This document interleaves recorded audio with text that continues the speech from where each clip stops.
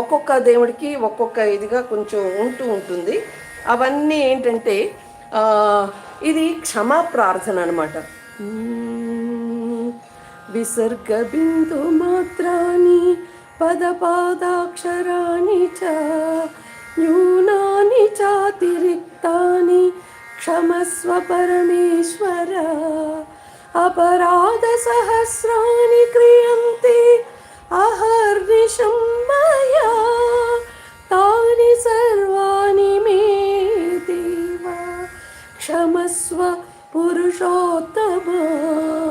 ఇక్కడ క్షమ అడిగాము. మధ్యే మంత్రతంత్ర స్వరవర్ణ ధ్యాన నియమ న్యూనాతిరిక్త లోపదోష ప్రాయశ్చిత్తార్థం అచ్యుత అనంత గోవింద నామత్రయ మహామంత్ర జపం కరిష్యే. అచ్యుతాయ నమః అనంతా